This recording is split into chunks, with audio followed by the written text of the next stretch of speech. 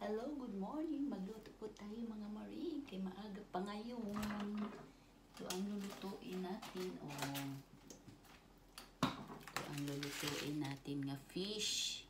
Ganitong fish. Tapos, nung bago pa lang kami dito, nakabili ako nito. May sauce na to siya mga maring. May sauce na to siya. Yan o, ang iyang sauce, white sauce. Ang iwan kung paano ito gi-sauce ng mga Hapon. Ang isda na to. Tapos, nung ano pa lang, bago kami dito, siyempre, hindi pa ako marunong nito kung paano lulutuin.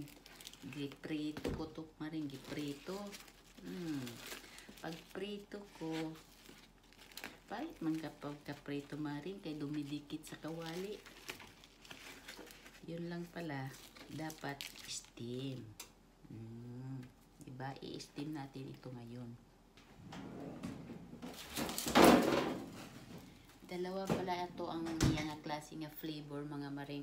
Ito, ang yellow nga flavor. Masarap din ito.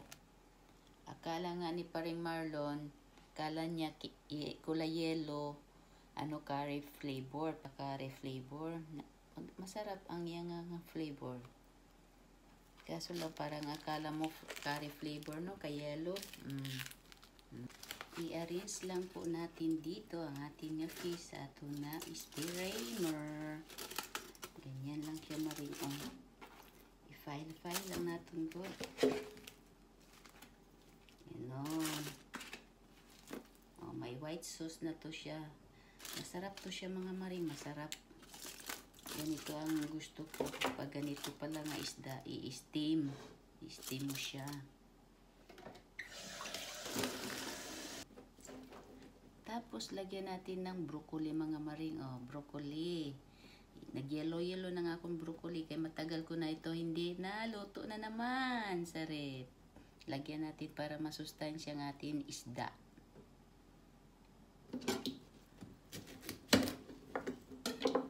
Slice lang good na siya.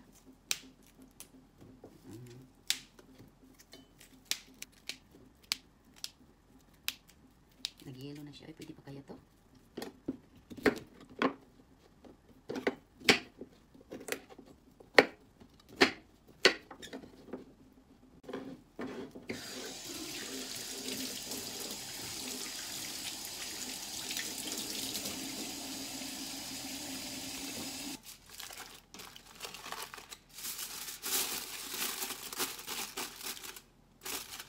Steam na natin.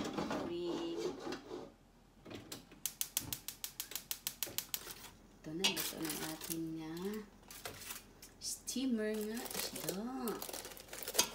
Ito na itong maring. Ang broccoli, madali lang pala ang broccoli na maluto kaysa isda, no?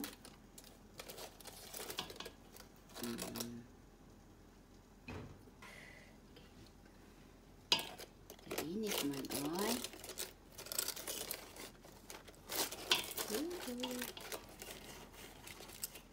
Ay, yummy. Masarap to, maring. Masarap. Tikman na natin itong ating gi-steam mga maring. Diba? Lami kayo mga maring. Lami kayo ni.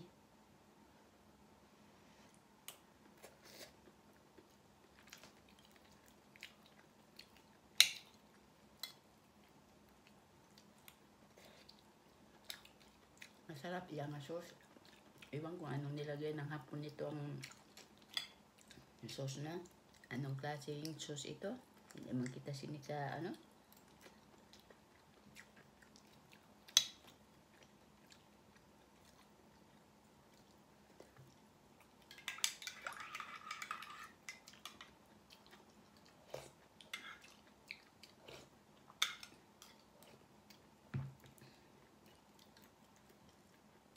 And that's all for today mga maring. Thank you for watching. Bye-bye.